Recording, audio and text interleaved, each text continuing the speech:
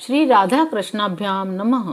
भगवान श्री कृष्ण की कथाओं का आश्रय लेने वाले भक्तजनों, मैं संध्या रानी महात्मा वेद व्यास जी एवं गुरुजनों की आज्ञा से श्रीमद् भागवत महापुराण के पंचम स्कंद के अध्याय 18 को आरंभ करती हूँ। 18 अध्याय भिन्न भिन्न वर्षों का वर्णन। श्री सुखदेव जी कहते हैं, राजन, भद्राश्व वर्ष में धर्मपुत्र भद्रश्रवा और उनके मुख्य मुख्य सेवक भगवान वासुदेव की हयग्रीव संज्ञक धर्ममय प्रिय मूर्ति को अत्यंत समाधि निष्ठा के द्वारा हृदय में स्थापित कर इस मंत्र का जप करते हुए इस प्रकार स्तुति करते हैं। भद्रश्रवा और उनके सेवक कहते हैं, चित्त को विशुद्ध करने वाले ओंकार स्वरूप भगवान धर्म को नमस्कार है।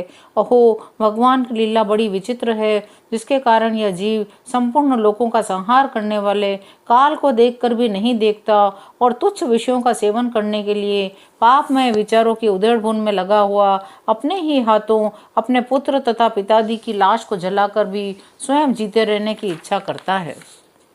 हे प्रभु, आप अनादि हैं, आपके कृत्य बड़े विस्मयजनक हैं। मैं आपको नमस्कार करता हूँ। आपका विग्रह मनुष्य और घोड़े का संयुक्त रूप है।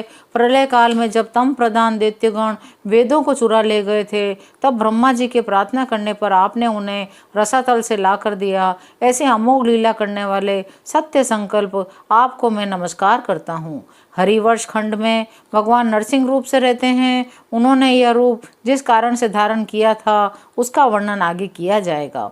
भगवान के उस प्रिय रूप की महाभागवत जी प्रहलाद जी उस वर्ष के अन्य पुरुषों के सहित निष्काम एवं अनन्य भक्तिभाव से उपासना करते हैं। ये प्रहलाद जी महापुरुषोचित गुणों से संपन्न हैं तथा इन्होंने अपने शील और आचरण से दैत्य और दानवों के कुल को पवित्र कर दिया है। जिस पुरुष की भगवान में निष्काम भक्ति है, उसके हृदय में समस्त देवता धर्म ज्ञान आदि संपूर्ण सद्गुणों के सहित निवास करते हैं। किंतु जो भगवान का भक्त नहीं है, उसमें महापुरुषों के वे गुण आ ही कहाँ से सकते हैं। वह तो तरह तरह के संकल्प करके निरंतर तुच्छ बाहरी विषयों की ओर ही दौड़ता रहता है। जैसे मछलियों को जल अत्यंत प्रिय उनके जीवन का आधार होता है, उसी प्रकार साक्षात श्री हरि ही समस्त देहधारियों के प्रियतम आत्मा है। केतुमाल वर्ष में लक्ष्मी जी का तथा संवत्सर नामक प्रजापति के पुत्र और पुत्रियों का प्रिय करने के लिए भगवान कामदेव रूप से निवास करते हैं। श्री लक्ष्मी जी परम समाधि योग के द्वारा भगवान के उस मायामय स्वरूप की रात्रि के समय प्रजापति संवत्सर की कन्याओं सहित और दिन में उनके पतियों के सहित आराधना और इस मंत्र का जप करती हुई लक्ष्मी जी भगवान की स्तुति करती हैं। लक्ष्मी जी कहती हैं, भगवान आप इंद्रियों के अधीश्वर हैं। स्त्रियां तरह तरह के कठोर व्रतों से ही आपकी आराधना करके अन्य लौकिक पतियों की इच्छा करती रहती है।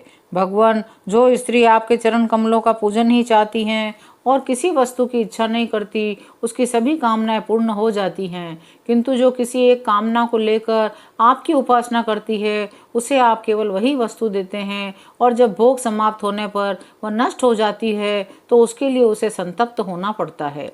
हे अच्युत, आप अपने जिस वंदनीय कर कमल को भक्तों के मस्तक पर रखते हैं, उसे मेरे सिर पर भी रखिए। रम्यक वर्ष में भगवान ने वहाँ के अधिपति मनु को पूर्व काल में अपना परम प्रिय मत्स्य रूप दिखलाया था। मनु जी इस समय भी भगवान के उसी रूप की बड़े भक्तिभाव से उपासना करते हैं और इस मंत्र का जप करते हुए स्तुति करते हैं। सत्व प्रधान मुख्य प्राण सूत्रात्मा तथा मनोबल, इंद्रिय बल और शरीर बल ओंकार पद के अर्थ सर्वश्रेष्ठ भगवान महामत्स्य को बार बार नमस्कार है।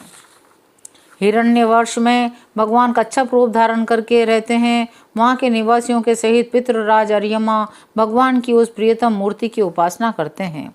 उत्तर कुरु वर्ष में भगवान यज्ञ मूर्ति पुरुष वराह मूर्ति धारण करके विराजमान हैं। वहाँ के निवासियों के सहित साक्षात पृथ्वी देवी उनकी अविचल भक्तिभाव से उपासना करती है और इस मंत्र का जप करती है। ओंकार स्वरूप शुक्ल कर्ममय त्रियोग मूर्ति पुरुषोत्तम भगवान वराह को बार बार नमस्कार है। आप जगत के कारणभूत आदि सूकर हैं। जिस प्रकार एक हाथी दूसरे हाथी को पछाड़ देता है, उसी प्रकार गजराज के समान क्रीड़ा करते हुए आप युद्ध में अपने प्रतिद्वंदी हिरण्याक्ष दैत्य को दलित करके मुझे अपनी डाढ़ों की नोक पर रखकर रसातल से प्रलय पयोधि के बाहर निकले थे। मैं आप सर्वशक्तिमान प्रभु को बार बार नमस्कार करती हूँ। 18वां अध्याय यहीं विराम लेता है। शेष अगले अंक में। जय श्री कृष्ण।